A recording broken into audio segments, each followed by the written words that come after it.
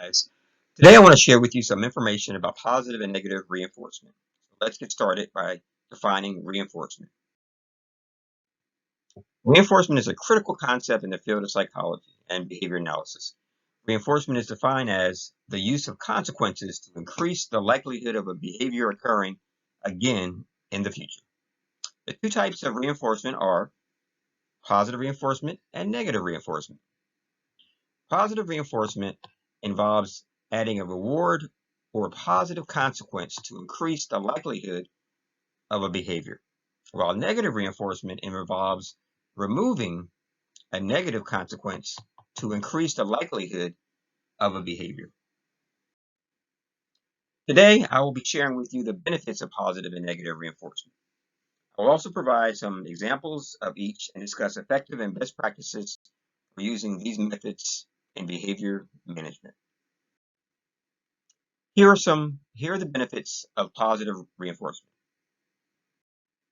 Number one, positive reinforcement can increase motivation by rewarding desired behavior, which can make the individual more likely to repeat the behavior in the future. Number two, builds self-esteem.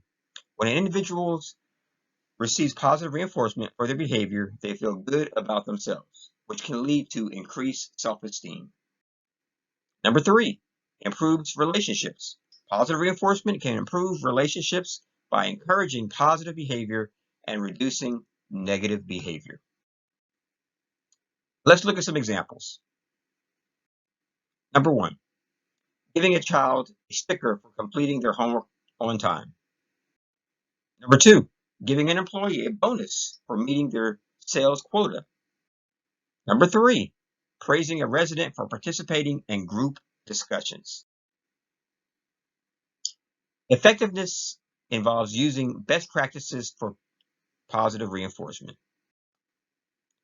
Best practices include, number one, being consistent. Positive reinforcement should be consistent and applied every time that desired behavior is exhibited.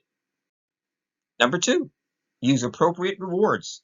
Rewards should be meaningful and appropriate for the individual and the behavior being reinforced. Number three, provide immediate reinforcement. Positive reinforcement should be given immediately after the desired behavior to reinforce the connection between the behavior and the reward. Let's talk about the benefits of negative reinforcement.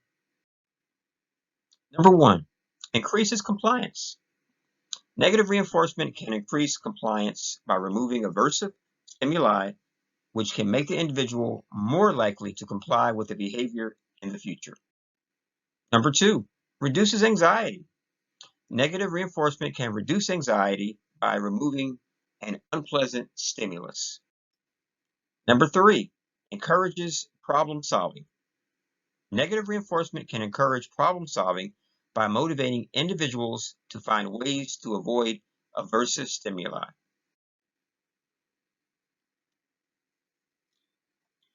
Some examples of negative reinforcement include, number one, taking pain medication to relieve a headache.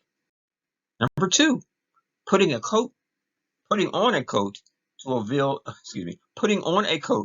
to avoid feeling cold. Studying to avoid failing a test. Effectiveness involves using best practices for negative reinforcement. Example number one, be cautious. Negative reinforcement should be used with caution to avoid creating a negative environment or promoting avoidance behavior. Number two, use sparingly. Negative reinforcement should be used sparingly and only when necessary. Number three, provide clear instructions. Individuals should be given clear instructions on how to avoid the aversive stimulus. In conclusion, reinforcement is a powerful tool in behavior management that can be used to encourage positive behavior and discourage negative behavior. Both types of reinforcement have their benefits and drawbacks. It is important to use them effectively and appropriately. By following the best practices and providing appropriate rewards or removing unpleasant stimuli, reinforcement can be effective can be an effective tool for behavior management. Additional information will be provided on paper. Please submit to my channel.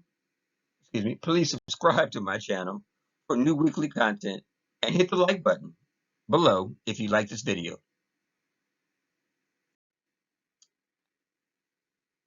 And as always, this is Stephen, Inspiring Minds.